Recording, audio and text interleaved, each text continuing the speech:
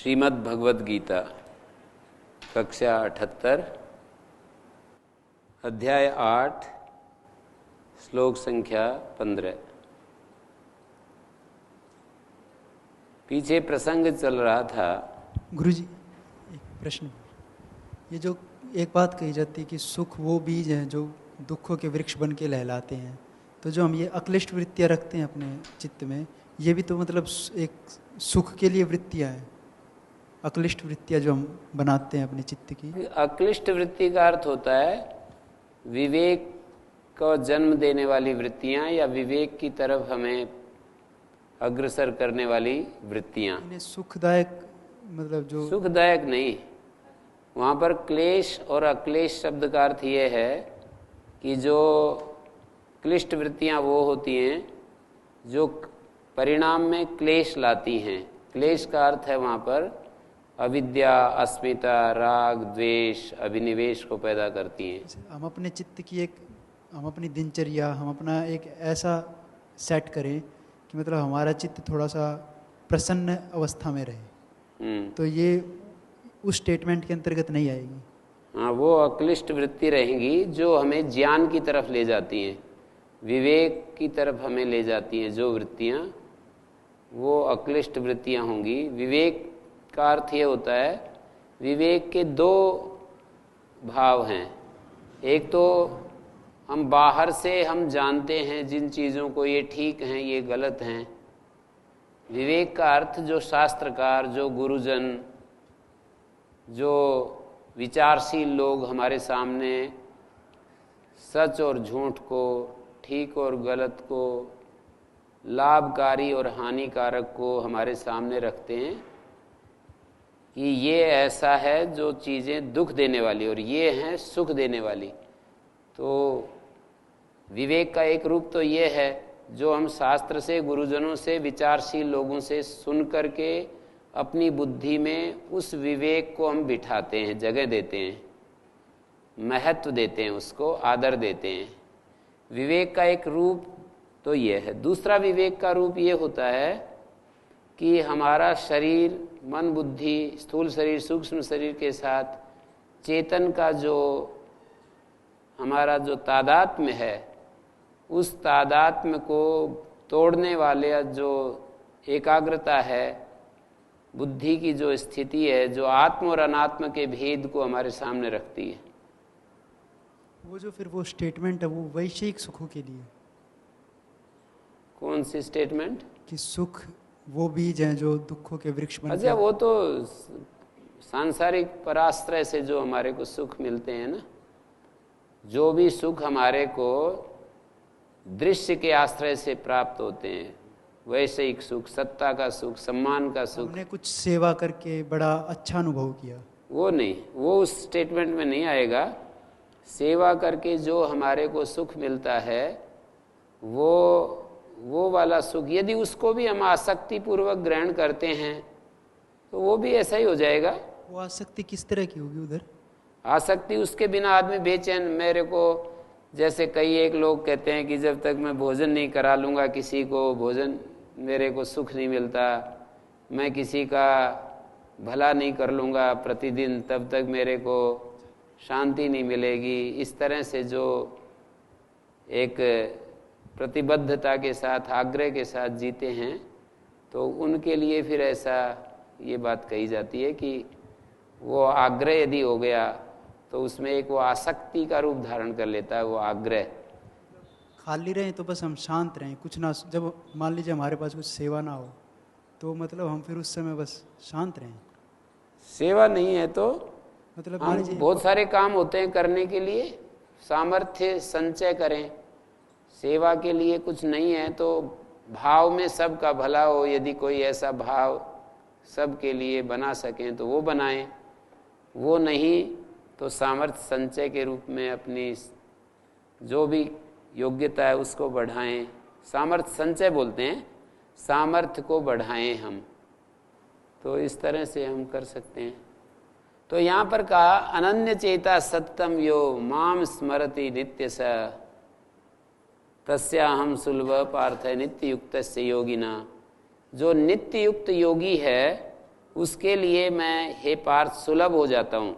कितना कठिन काम है भगवान की प्राप्ति, कितनी मुश्किल बात है, कितना कितना रास्ता ये छुरे की धार पर चलने जैसा बताया है। फिर भी आश्वासन भगवान गुरु हमको देते हैं, आश्वासन कि जो अनन्य चित्त होकर के सतत मेरा स्मरण करता है, सतत मेरे को याद करता है, उसके लिए मैं सुलभ हो जाता हूँ।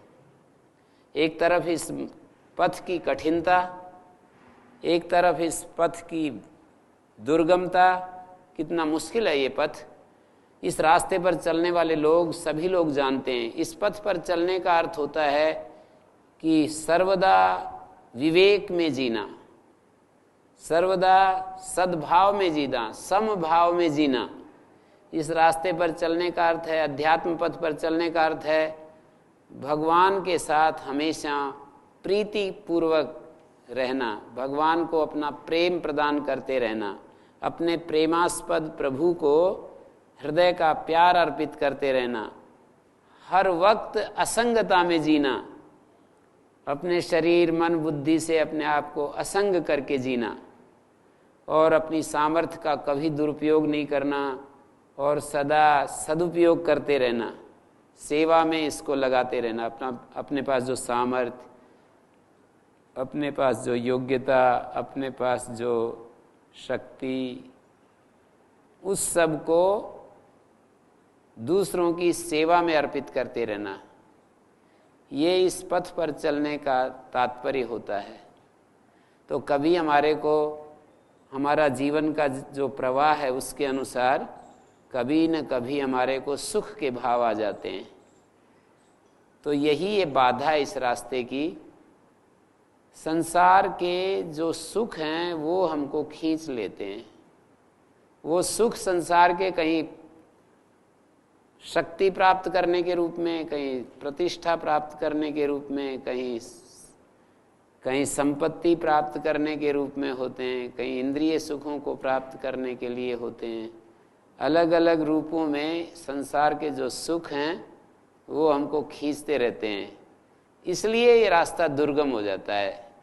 मानिए सुख पाने की जो लालसा है वो इतनी डीप रूटेड है, इतनी गहराई तक हमारे व्यक्तित्व में घुसी हुई है, मानव के अंदर इतनी गहराई तक आर पार वो पूरी हुई है कि उसके लिए जीवन को उस भाव से अपने आप को मुक्त करना मुश्किल हो जाता है, कठिन हो जाता है। इस अर्थ में कठिन है ये रास्ता की जो कठिनता है वो इस अर्थ में है कि हमारे चित्त में सुख पाने के जो संस्कार हैं वो बहुत गहराई तक अनुप्रविष्ट हैं। लेकिन उस सब के बावजूद कितना बड़ा आश्वासन दे रहे हैं ये देखने की बात है कि जो अनन्यचित होकर के मेरा स्मरण करते हैं उनके लिए मैं सुलभ हो जाता हूँ। भगवान सुलभ हो जाते हैं, इसका अर्थ है वो व्यक्ति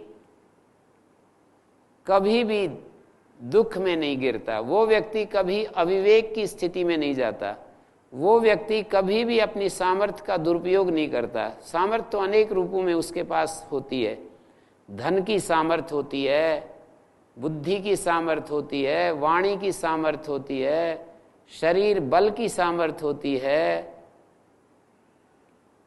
और उसको परिस्थितियों की सामर्थ्य होती है, अनुकूल परिस्थितियां जो मिलती हैं, किसी भी सामर्थ्य का वो दुरुपयोग नहीं करता, सामर्थ्य का दुरुपयोग नहीं करता। और वो व्यक्ति सदा इस प्रपंच के बीच में रहते हुए भी कमल के फूल की तरह, जैसे कीचड़ में पानी में रहता हुआ पानी से अलग होता है, इस दुनिया में रहते हुए दुनिया से अलग रहना, दुनिया के बीच में रहना और उससे अलग रहना, ये योगी की स्थिति है, ये भगवान के भक्त की स्थिति है।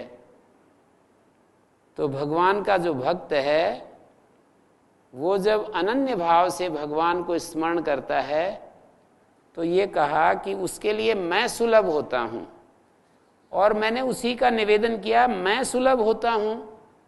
इसका क्या तात्पर्य है?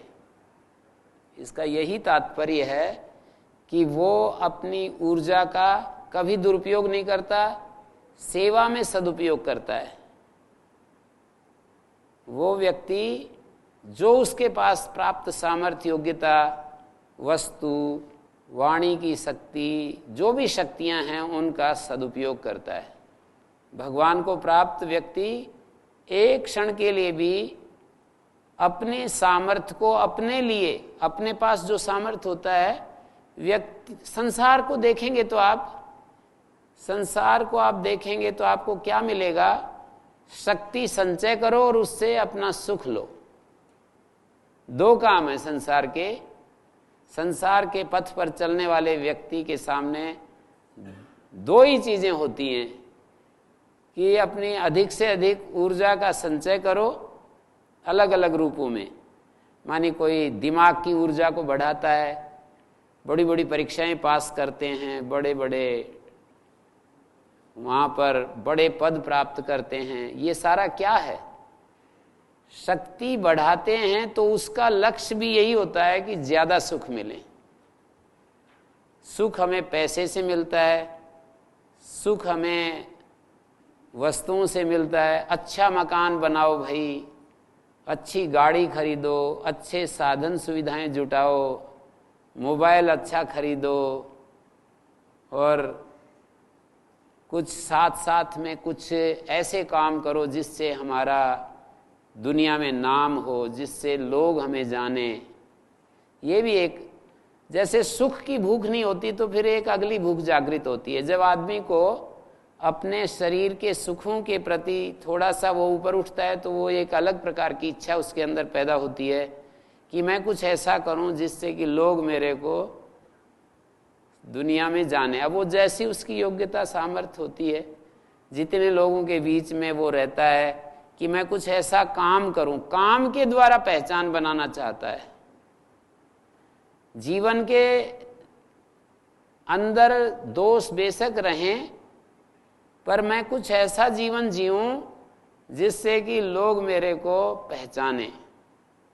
वो अपने जीवन को निर्दोष बनाने का अर्थ होता है अपने जीवन में से विकारों को शांत कर देना।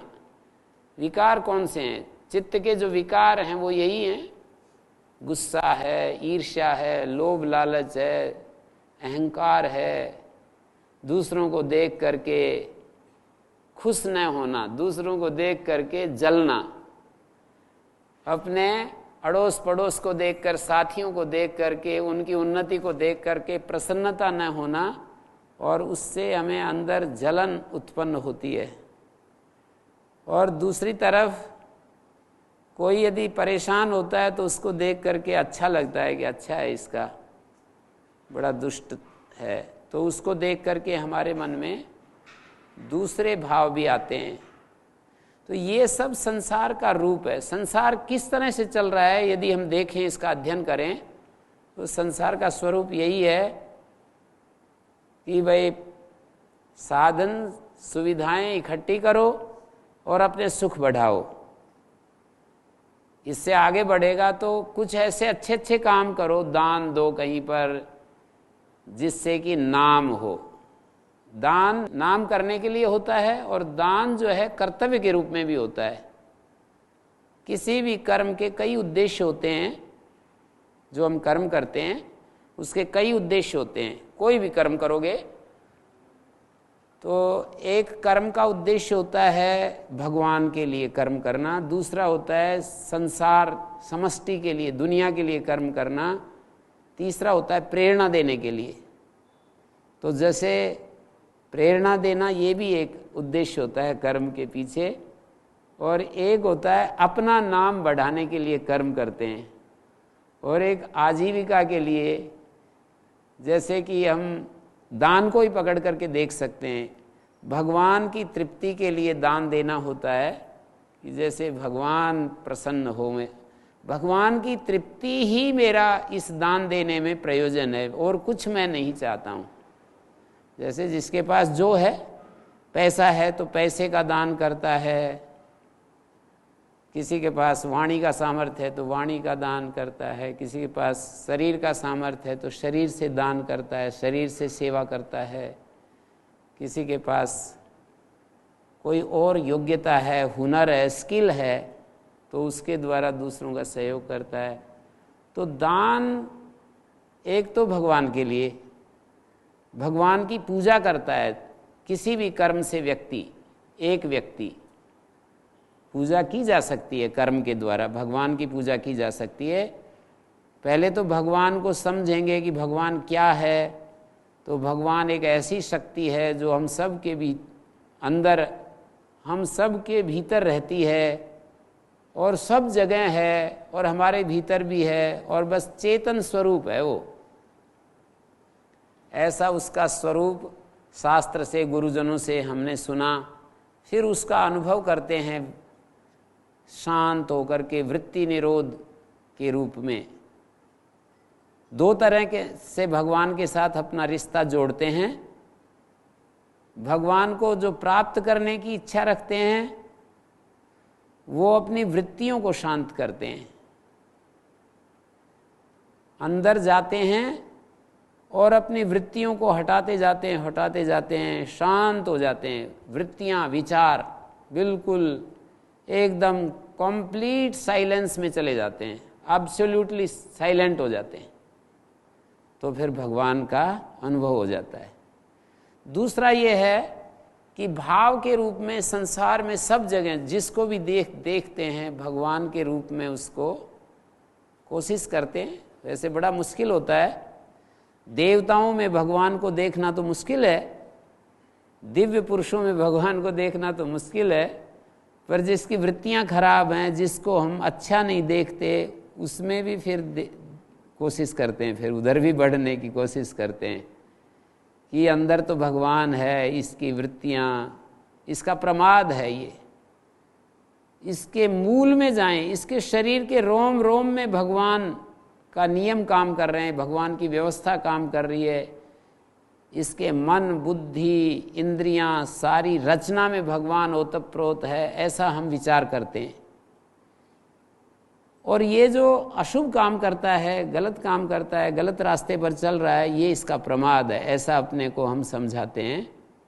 जब हम समभाव में सबको देखना चाहते हैं, भगवान को सर्वत्र देखना चाहते हैं, तो हम ऐसा बनाते हैं, अपनी बुद्धि में ये भाव लाते हैं कि भाई अंदर तो सब में भगवान है, जैसा मुझ में ऐसा इसमें है। लेकिन अब ये कोई चोरी करता है, कोई झूठ बोलता है, कोई चालाकी करता है, कोई जो भी कुछ उल्टा पुल्टा करता है, तो फिर हमें ये सोचना होता है कि ये इसका प्रमाद है, ये इस व्यक्ति का, इसकी लापरवाही है। प्रमाद बोलते हैं शास्त्रीय शब्दों में, ये बेहोशी है इसकी, प्रमाद है, जो प्रमाद के कारण से ये सब व्यवहार करता है।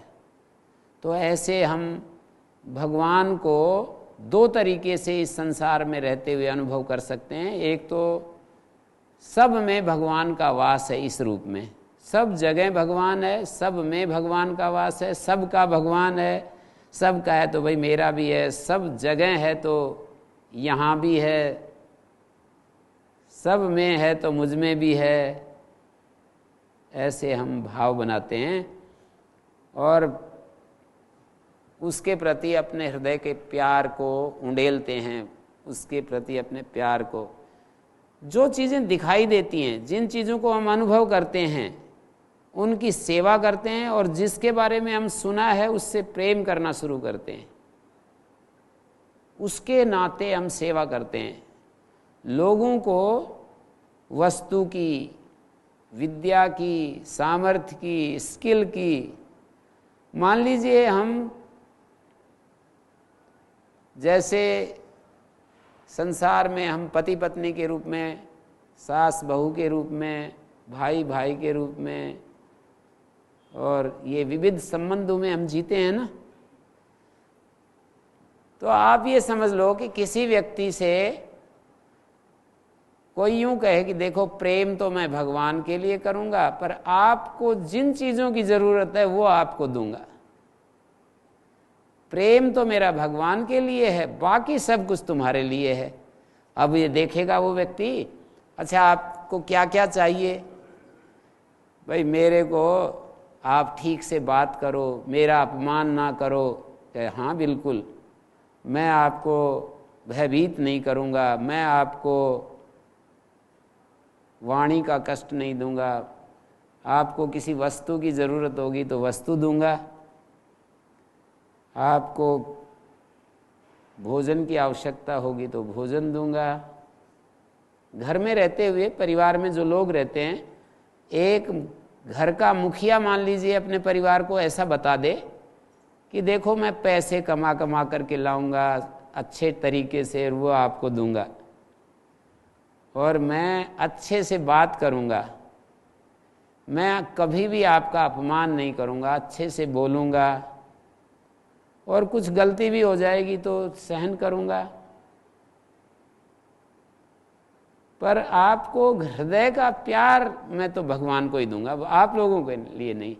तो बताओ ऐसे व्यवहार में उनको क्या परेशानी है कि भाई आप अच्छे से हमसे बात करोगे, अच्छे से हमारी ज़रूरतों को पूरा करोगे, और सब जो भी जैसा हम अपेक्षा करते हैं जीवन में ऐसे बोलना चाहिए, ऐसे हमें व्यवहार करना चाहिए, ऐसे, तो फिर ऐसे जीने वाले व्यक्ति से क्या कोई कष्ट होगा किसी को? मुझे लगता है कि कोई ऐसे व्यक्ति से परेशान नहीं हो सकता है। नाम तो भगवान का ले कि मैं तो तुम में भगवान देखता हूं, और फिर व्यवहार हम उनसे विपरीत करें तो उनको बुरा लगता है। तो देखिए, भगवान की प्राप्ति, भगवान का मिलना, ये क्या तात्पर्य है? इसका अर्थ है कि ये सब हमारे जीवन में चीज़ें आ जाती हैं। जब हमें भगवान मिल जाता है तो हमारे जीवन में क्या क्या चीज़ें आ जाती हैं, क्या क्या स्थिति पैदा होती है।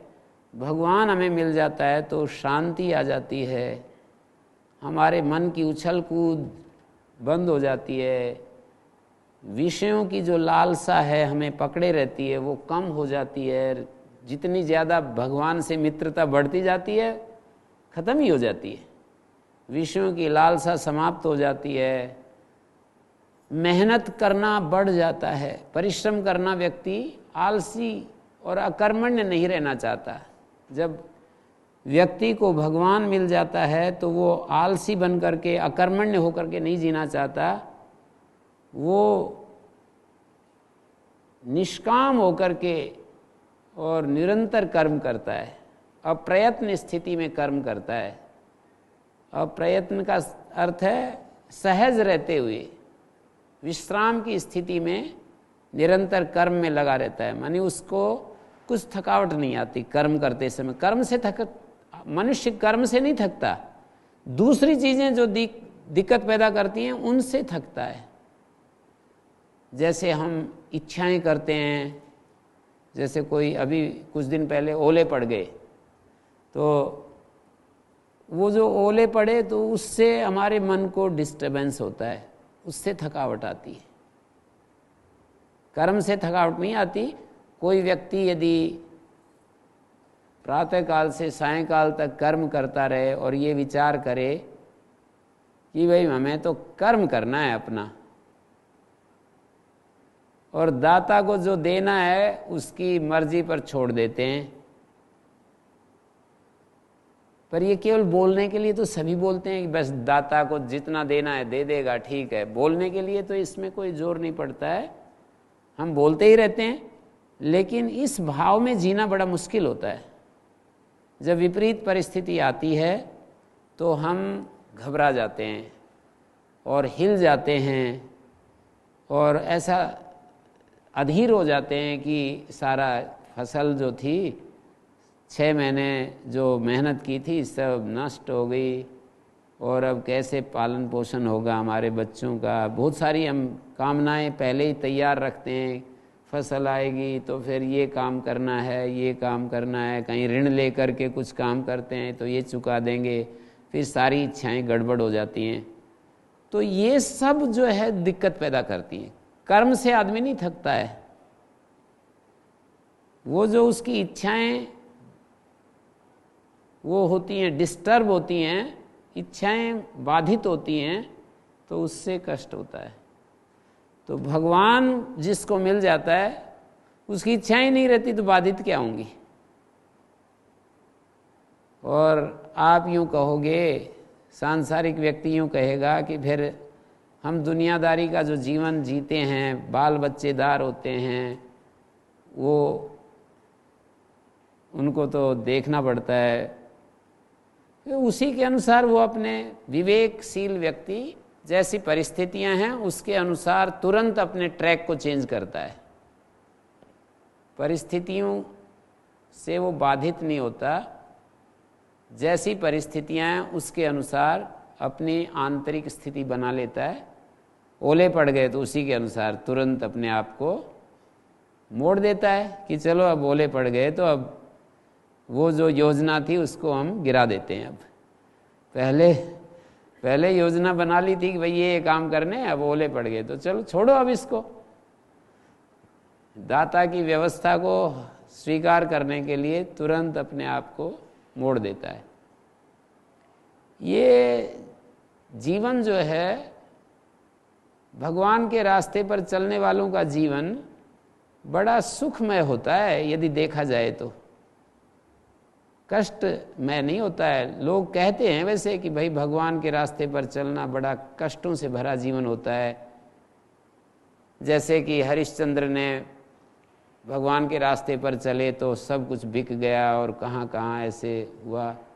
तो वो तो उनसे पूछो कि आपको क्या कष्ट है क्या। हरिश्चंद्र जी से पूछेंगे तो वो तो कहेगा नहीं इसमें क्या कष्ट है, ये तो मेरा स्वभाव है, इसके सिवाय मैं कुछ कर ही नहीं सकता। उसको कितना संतोष होता है, कितना तृप्ति होती है, कितना आनंद होता है उसके जीवन में। हाँ, परेशान हो करके कोई कर रहा है तो अभी भगवान के को प्राप्त नहीं है, ऐसा कहा जाएगा।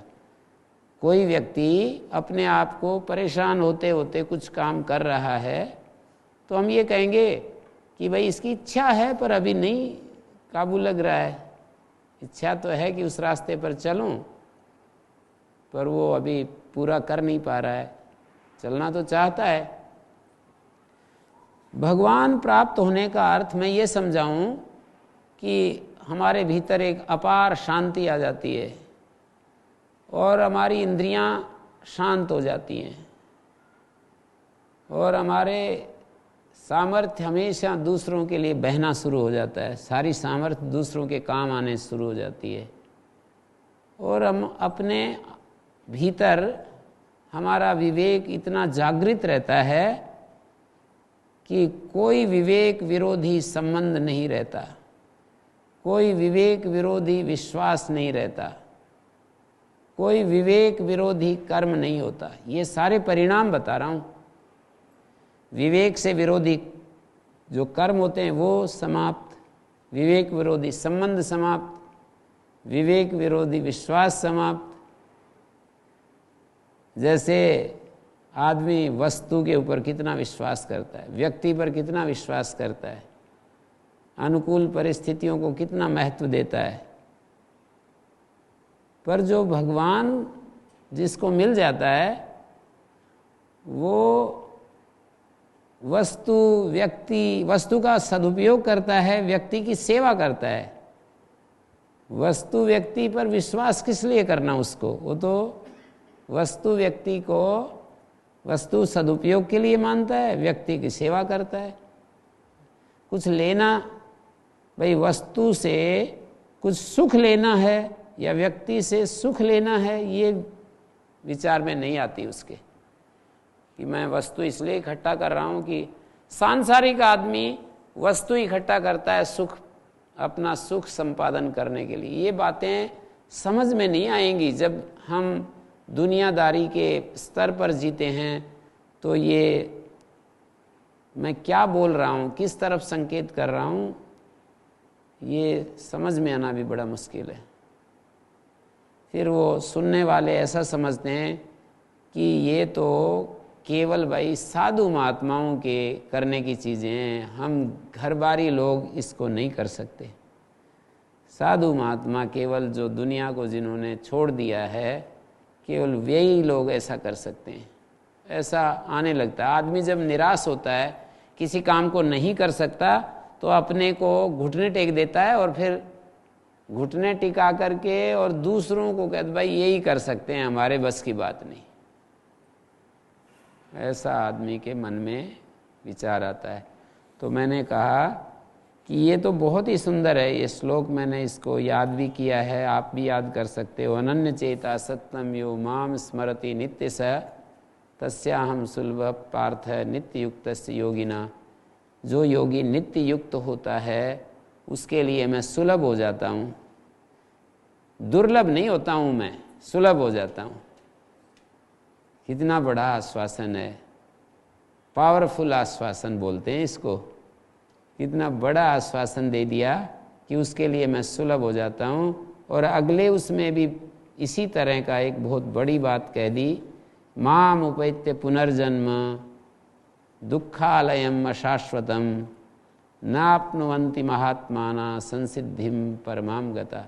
एक बहुत बड़े सत्य को हमारे सामने रख रहे हैं भगवान गुरु कि मुझको पाकर, भगवान को पाकर अशाश्वत जो दुखालय है, अशाश्वत का अर्थ होता है, शाश्वत मानी सदा रहने वाला, और अशाश्वत का अर्थ होता है कि जो अनवस्थित स्वरूप जो दुखालय है, न आपनुवंती ईदृशम पुनर्जन्म। अशाश्वत जो पुनर्जन्म है, दुखानाम आध्यात्मिकादीनाम आलयम आश्रयम आलियन्तेस्मिन् दुखानि। दुखालय जन्म को कहा है, दुखालयम जन्म। कैसा दुखालय? आध्यात्मिक, आदिभौतिक, आदिदैविक जो दुखों का आश्रय है ये, जिसमें सारे दुख भरे रहते हैं, जिसमें सारे दुखों का साम्राज्य बना रहता है, ऐसा जो ये जन्म है, हमारा पुनर्जन्म है, ऐसा जन्म है। माम उपेत्य, मेरे को पाकर, भगवान को पाकर। माम शब्द का अर्थ है भगवान को पाकर। ये जो अशाश्वत दुखालय, दुखों का आवास जो ये जन्म है, जन्म होते ही दुख शुरू हो जाते हैं। देखते हैं ना आप, कहीं बीमारी आ जाती है, कहीं रोग आ जाते हैं, कहीं शोक आ जाते हैं, कहीं वियोग आ जाता है, कहीं कुछ होता है, कहीं कुछ होता है, कहीं प्रतिकूलताएं किसी रूप में, अनेक अनेक रूप में प्रतिकूलताएं घेरे रहती हैं हमारे को। तो इस अर्थ में, क्योंकि हमारा जीवन है ही इसके लिए कि हमारे जीवन में हमेशा सुख बना रहे और दुख न आए हमारे जीवन में। सुख, ऐसा सुख जो चाहे वो मिल जाए, जितना चाहे वो मिल जाए, जितनी देर चाहे वो मिल जाए, और परिणाम में बिल्कुल कष्ट ना मिले। जो चाहें, जितना चाहें, जितनी देर तक चाहें, जहाँ चाहें वहाँ मिल जाए इस कमरे में। इसीलिए हर चीज़, यानी इस कमरे में चाहें तो यहाँ भी, उस कमरे में जाएं तो वहाँ भी, जहाँ चाहें वहाँ मिल जाए, जो चाहें वो मिल जाए, जितना मात्रा चाहें, जितनी उसकी क्वालिटी, सुपीरियर क्वालिटी चाहें वो मिल जाए। ऐसा हमारे जीवन की इच्छा रहती है, जितनी मात्रा चाहें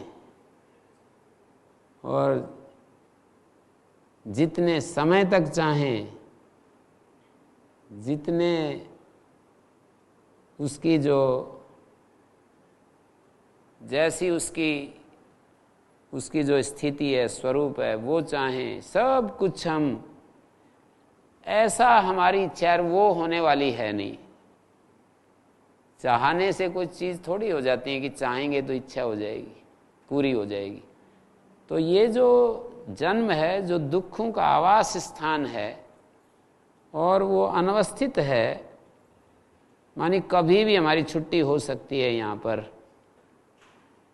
ऐसा है ये जन्म, अशाश्वत जन्म है ये। ऐसा नहीं एक बार जन्म हो गया तो बस 100 वर्ष तक के लिए तो कोई डिगाने वाला नहीं है, ऐसा नहीं। कभी भी हमारी छुट्टी हो जाती है नश्वर है ये। मूढ़ बुद्धि से कुछ सुखों का इसमें दर्शन होता रहता है हमारे को, तरह तरह से हमारी कुछ कुछ इच्छाएं बीच में पूरी होती रहती हैं और उन पूर्ति में, उन इच्छाओं की पूर्ति में सुख आता रहता है। जो जो हम इच्छा करते हैं वो अनुकूलता हमारी पूरी होती रहती है, तो उससे हमारे को सुख दिखाई देता है। इस जीवन में सुख दिखाई दे वो भी नश्वर है, इसलिए अशाश्वत शब्द डाला कि ये जन्म दुखालय है और कुछ सुख का आभास है तो वो नश्वर है। सुख का आभास तो है इसमें, ऐसा नहीं कि सुख बिल्कुल सुख दिखाई नहीं दे एक क्षण के लिए भी, तो आदमी फिर मरने की सोचता है। मरने से भी छुट्टी नहीं मिलती है कि मरने से उसको छुटकारा हो जाए दुख का, ऐसा नहीं है। इतना कड़े नियम है विधान के कि कोई आदमी दुख से परेशान होकर के आत्महत्या कर ले तो और ज़्यादा कठिन परिस्थितियां उसके आगे तैयार मिलती हैं, और ज़्यादा दुख का सागर तैयार मिलता है, और ले ले भाई। ऐसी व्यवस्था है, बड़ी कठोर व्यवस्था है। थोड़े बीच बीच में सुख हमको मिलते रहते हैं, इसलिए थोड़े टिके रहते हैं। एक एक सुख मिलता रहता है, एक एक इच्छा पूर्ण होती रहती है, तो चलता रहता है जीवन। दुखालयम अशाश्वतम, मेरे को पाकर के ये जो नश्वर जन्म है, दुखालय जो जन्म है, महात्मा लोग परम सिद्धि को प्राप्त हुए हुए न आपनुवंती, वो फिर इसको प्राप्त नहीं करते हैं, पुनर्जन्म को प्राप्त नहीं करते। उनको फिर जन्म नहीं लेना पड़ता है। उनके जीवन में शांति आ जाती है।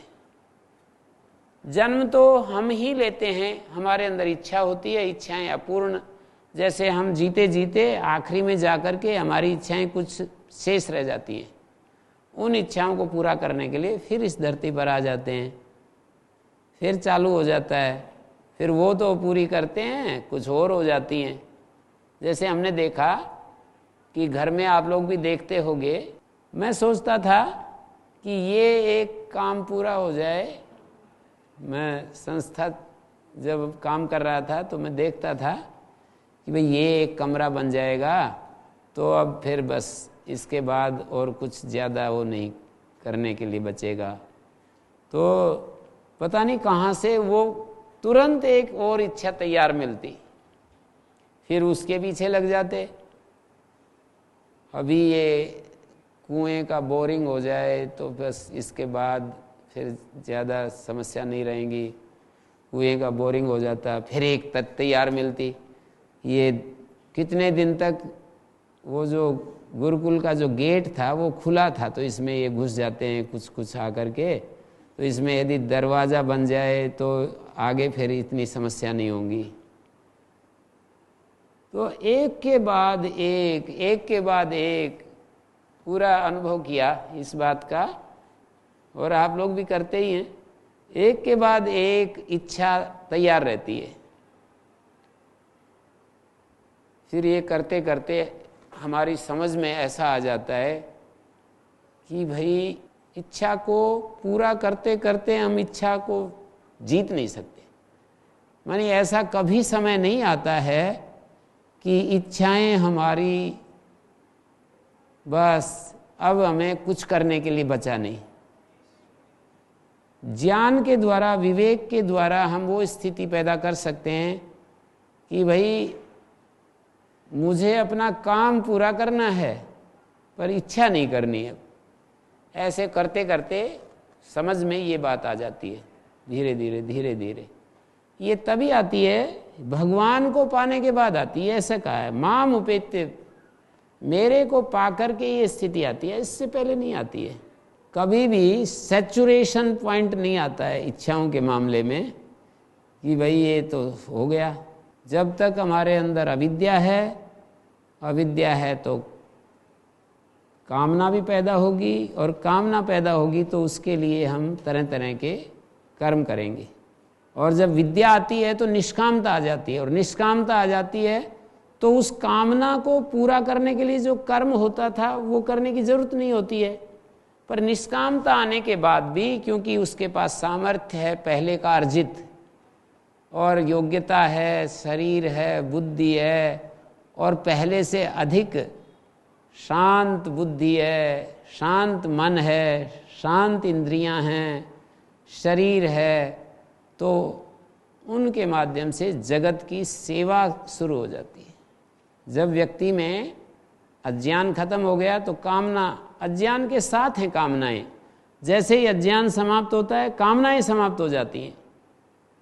कामनाएं समाप्त होकर के जो उसके पास साधन सामर्थ्य होती है वो सेवा में मुड़ जाती है। जो सामर्थ्य, जो योग्यता अपने सुख संचय में लगा करती थी, अपनी इच्छा पूर्ति में लगती थी, वो सामर्थ्य, योग्यता संसार की सेवा करने में मुड़ जाती है। ये जो शरीर है ये भी एक संसार का हिस्सा बन जाता है उसके लिए। सुख लेने के लिए इस शरीर को नहीं पालता पोसता, इसलिए इस शरीर की रक्षा करता है कि ये भी सेवा के लिए उसे मिला है। जैसे कि कोई गृहस्थ को कोई बालक मिल जाता है तो दोनों दृष्टियां हो सकती हैं। एक तो उस बच्चे को देख देख करके सुखी होते रहते हैं, खुश होते रहते हैं, राग पालते रहते हैं। दूसरा, भगवान का दिया हुआ प्रसाद समझकर उसको योग्य बनाते हैं। ऐसा मैं नहीं कहता कि बच्चों के साथ खेलना नहीं चाहिए, बच्चों से खुश नहीं होना चाहिए, ऐसा नहीं मेरा भाव है बिल्कुल भी। बच्चों को देख करके प्रसन्न हों, खेलें उनको, लेकिन उनको इस धरती पर रहने के लिए, जीने के लिए जो आवश्यक सबसे ज़रूरत ज्ञान और भाव की होती है वो उनको अच्छी समझ दें और अच्छे भाव उनको दें। अपने आचरण से, अपनी वाणी से, अपनी उच्च स्थिति के द्वारा उनको सुंदर बनाएं। माता पिता केवल बच्चों के शरीर को सुख देने वाली चीज़ों को जुटाते रहते हैं, इसके सिवाय उनका ज़्यादा ध्यान नहीं होता है। ज़्यादा से ज़्यादा कोई अच्छे से स्कूल में भेज देते हैं, जिनके पास सामर्थ्य होता है पैसे वाले स्कूलों में भेज देते हैं। बाकी उनके जीवन में कौन से अच्छे गुण, अच्छी समझ, अच्छे भाव हों, उनके प्रति उनका ध्यान नहीं होता है। वो तो स्वयं हमें उस तरह से जीना पड़ता है। कुछ सिखाने के लिए, जीवन की सीख देने के लिए हमारे को उस स्थिति में रहना होता है। वाणी से हम किसी को कुछ नहीं सिखा सकते हैं। हम यूँ कहें 1000 पुस्तक पढ़ा दें कि देखो सत्य की कितनी बड़ी महिमा है, देखो सत्य बोलना कितना अच्छा है, दृष्टांत सिखाते रहें और स्वयं उनके सामने झूठ बोल दें। कोई एक उनके सामने आफत आए तो तुरंत झूठ बोल दें, तो वो जो एक बार झूठ बोला है ना, वो सारी शिक्षाओं को अलग करने के लिए पर्याप्त होता है। तो ऐसी हमारे को उनके साथ बहुत ही संवेदनशील होकर के जीना पड़ता है। हमें ये ध्यान रखना पड़ता है कि एक बहुत बड़ी जिम्मेदारी के रूप में हमारे को एक कर्म सौंपा गया है। विधान ने, विधाता ने हमको एक बहुत बड़ा जिम्मेदारी का काम दिया है और हमें कैसा जीना चाहिए। ये सब प्रलोभन, संसार के जितने भी चमक दमक प्रलोभन, ये सब हमारे को खींचते रहते हैं, लेकिन कहते हैं कि भाई जो मुझको प्राप्त कर लेते हैं वो इस प्रलोभनों से ऊपर उठ जाते हैं। इस जन्म के प्रलोभन है ना, हम आना चाहते हैं। जब हमें कोई किसी को कहे कि अब आपको इस संसार में आने के लिए अब बंद करते हैं, अब आपको यहाँ पर नहीं बुलाएंगे, तो जो अज्ञानी व्यक्ति होता है ना, उसको बहुत ही परेशानी हो जाएगी ये बात सुन करके। किसी को ये सुना दिया जाए कि अब आपको यहाँ पर नहीं बुलाएंगे, इस दुनिया में आपको अब बंद कर रहे हैं, तो उसके मन में आएगा कि दुनिया में मैं ये इतना अच्छा दुनिया देख रहा हूँ, ये सारा मेरे हाथ से छीन रहे हैं, तो ऐसा उसके मन में भाव आएगा। यहाँ तो कह रहे हैं कि देखो मेरे को पाकर के ये जन्म नहीं होता है, ये जन्म को दुखालय बताया है, ये विशेषण यहाँ पर डाला है। जन्म क्या है? दुखालय है, और सुखालय है तो भी वो अशाश्वत है। थोड़ा बहुत यदि सुख आता भी है तो वो नश्वर है। ऐसे इस जन्म को, मेरे को पाकर के छुट्टी हो जाती है। तो कई लोग तो ये कहते हैं कि भाई भगवान के रास्ते पर चलना यदि ऐसा है तो हमें नहीं चलना इस रास्ते पर, क्योंकि ये तो जन्म से ही छुट्टी कर रहे हैं। भगवान के रास्ते पर चलेंगे तो हमारा जन्म से ही मुक्ति दिला रहे हैं, जन्म ही नहीं होगा। ये तो आप सुनते सुनते, विचार करते करते तब आपकी बुद्धि में ये बात बैठेगी कि भाई मुझे क्यों जन्म नहीं चाहिए, किस लिए जन्म नहीं चाहिए, और मैं जन्म नहीं मिलेगा तो बहुत अच्छी बात है। फिर तो जन्म न मिलने का अर्थ है दुखों की समाप्ति होना, दुखालय से मुक्ति मिलना।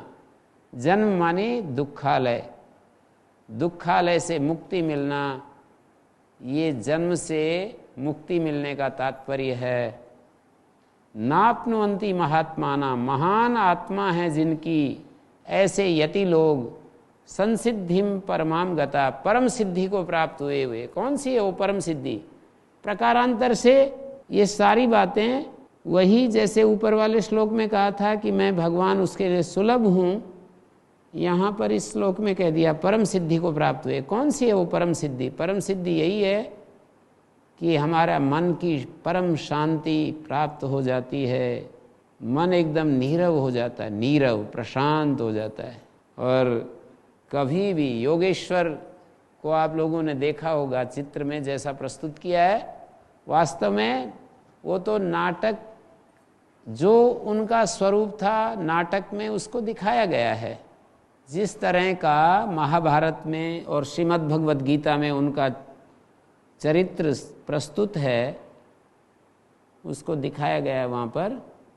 तो वो हमेशा किस स्थिति में जीते थे, वैसी ही महात्माओं की स्थिति हो जाती है। भगवान गुरु जिस स्थिति में थे, हमेशा मुस्कुराते हुए, हमेशा शांत, बार बार उनके उस चित्र को भी यदि हम याद करते हैं तो जैसे योग दर्शन में कहा ना, वीतराग विषयम वा चित्तम, हमारी भी स्थिति मन की उतनी देर के लिए वैसी हो जाती है।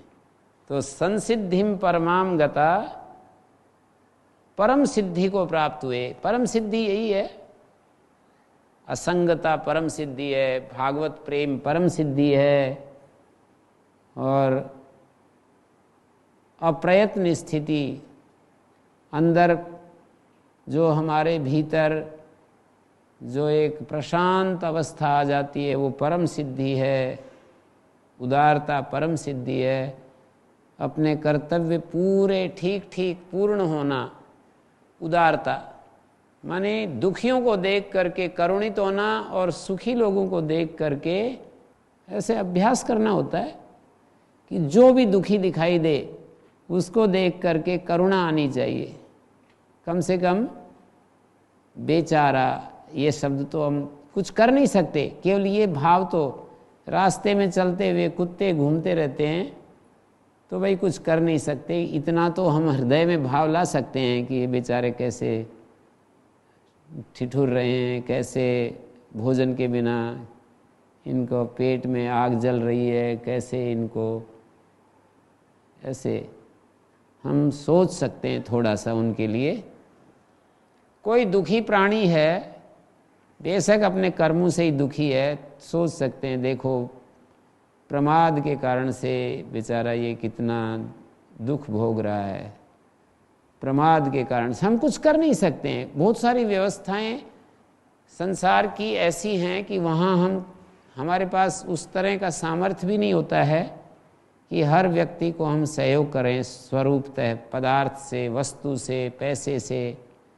भाव के स्तर पर तो हम सोच ही सकते हैं अच्छा कि इसकी कोई दुखी व्यक्ति को देखकर देखो इस प्रमाद के कारण से कितना दुखी हो रहा है, इसको सुख मिले, इसको ज्ञान मिले, इसको इसके भाव ठीक हों, ऐसे सोच सकते हैं। इसी तरह से किसी को सुख अवस्था में देखते हैं तो मित्रता का भाव, भगवान करे इसका ये सुख उसको खुशियाँ इसको मिलती रहें। संसार में ये भाव लाने के लिए हमें वस्तु की ज़रूरत नहीं है, पदार्थ की, पैसे की, किसी योग्यता की, किसी सामर्थ्य की ज़रूरत नहीं है कि हमारे पास जी बहुत ज़्यादा सामर्थ्य हो, पैसा हो तब हम सेवा कर सकेंगे, हमारे पास बहुत सारी योग्यता हो तब हम सेवा कर सकेंगे, कई भाषाओं को जानेंगे, मैथमेटिक्स जानेंगे, साइंस के सारी विधाएं जानेंगे, दर्शन शास्त्र को जानेंगे, या हम बहुत सारा टेक्नोलॉजी जानेंगे, कंप्यूटर साइंस जानेंगे आजकल के अनुसार, तब हम सेवा कर सकेंगे, या कोई राजनेता बनेंगे, या कोई और हम बड़े संपत्तिशाली होंगे तब सेवा कर सकते हैं। ऐसा नहीं, सेवा करने के लिए हमें एक ऐसा विवेक चाहिए कि जो हमको ये समझा दे, विवेक हमको ये समझा दे कि सेवा करने के लिए केवल एक शुद्ध भाव की आवश्यकता है। माने सुखियों को देख करके प्रसन्न होते रहें, दुखियों को देख करके करुणित होते रहें, ये बात हम अपने भीतर में बिठा लेते हैं तो सेवा शुरू हो जाती है हमारी। फिर शरीर के अनुसार, वाणी के अनुसार, जो जैसा परिस्थितियां हैं उसके अनुसार कुछ हम कर सकते हैं तो करेंगे, और नहीं तो जैसे ठीक है, जैसी भी व्यवस्था है इस दुनिया में, एक व्यवस्था चल रही है, अपने अपने कर्मों के अनुसार उनको एक व्यवस्था में जीना पड़ता है।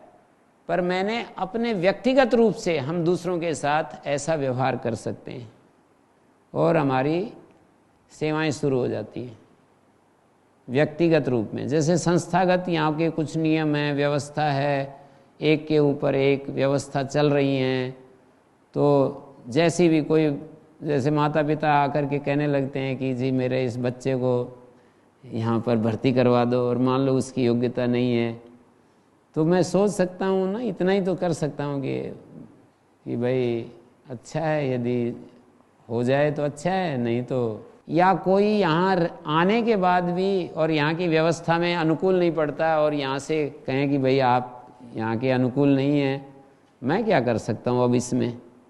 मैं तो इतना ही सोच सकता हूँ कि भाई भगवान इसकी बुद्धि ठीक रखे, जिसके कारण से इनको ये कष्ट हो रहा है ये ना झेलना पड़े। तो ऐसे अपने मन को हम स्वस्थ रख सकते हैं दुनिया के इस महान इस संघर्ष के बीच में। यही सब सिद्धि कहलाती हैं कि इस संघर्ष और प्रपंच के बीच में हम शांति से जी सकें, इसको सिद्धि कहते हैं। अहंकार से ऊपर उठ जाएं और तरह तरह की जो ये परिस्थितियां हमारे सामने आती हैं उन परिस्थितियों में हम विचलित ना हों, अपने मन और शरीर के साथ जो हमारा तादात्म्य है वो टूट जाए और हम अपने अस्मि भाव में जीने लगें। ये सिद्धि की स्थिति है, अस्मि, मैं हूँ, इस स्थिति में हम जीने लगें। इसको भीतर अनुभव करें, अस्मि, अहम अस्मि, मैं हूँ, इस भाव में हम जीने लगें। शरीर से अलग, इंद्रियों से अलग, मन से अलग एक हमारी जो स्थिति है उसमें हम जीने लगें, तो ये परम सिद्धि को प्राप्त हुए हुए, और जो मुझको नहीं मिलते, नहीं प्राप्त होते, तो भगवान शंकराचार्य जी ने लिखा है, ये पुनर्माम न प्राप्नुवन्ति ते पुनरावर्तन्ते, वे बार बार जन्म लेते हैं, आते रहते हैं, आते रहते हैं, आते रहते हैं, ऐसे यहाँ पर कहा। इसको हम विचार करें, देखिए कि भगवान को पाना कितना आश्वासन भरा ये यहाँ पर हमारे लिए वक्तव्य प्रस्तुत है। कि भगवान को पाकर के संसिद्धि को प्राप्त हुए हुए लोग फिर जन्म को प्राप्त नहीं होते हैं, और भगवान को प्राप्त हुए हुए संसिद्धि को प्राप्त हुए हुए, भगवान को प्राप्त होने का अर्थ है संसिद्धि को प्राप्त होना, सिद्धि को प्राप्त होना। सिद्धि को प्राप्त होने का अर्थ यह है कि जीवन निर्भर हो जाता है, समस्या मुक्त हो जाता है, जीवन में सहजता आ जाती है, शांति आ जाती है, स्थिरता आ जाती है, उसके जीवन में विकार पूरे हट जाते हैं, विकार का राज्य नहीं होता। सामान्य स्थिति में मनुष्य के ऊपर विकार शासन करते हैं, कामनाएं इच्छाएं शासन करती हैं। सिद्धि को जो प्राप्त हो जाता है उसके जीवन से विकारों का सफाया हो जाता है, अशांति मिट जाती है और उसके जीवन में स्थिरता आ जाती है, अथर्व हो जाता है, स्थिर हो जाता है। ऐसा यहाँ पर संदेश दिया। कल फिर हम जो आगे पढ़ने जा रहे हैं, ये प्रकरण ऐसा चल रहा है कि प्रयाण काले से कथम जियोसी नियतात्म भी। प्रयाण काल में कैसे नियतात्माओं के द्वारा, संयत आत्माओं के द्वारा तुम जानने योग्य होते हो। जब इस दुनिया से हम प्रस्थान करते हैं, इस दुनिया से जब हम प्रयाण करते हैं, तो वहाँ जो संयत आत्मा, जो महान पुरुष होते हैं, उनके द्वारा तुम कैसे जाने जाते हो, ये प्रश्न का उत्तर दिया गया है 8वें अध्याय में। तो आगे फिर हम पढ़ेंगे कि कितने समय तक हमारा पुनरावृत्ति नहीं होती है, काल की गणना करके भी बताएंगे कि ये सारी व्यवस्था कैसे चल रही है। तो आज यही विराम देते हैं। ओम शांति शांति शांति।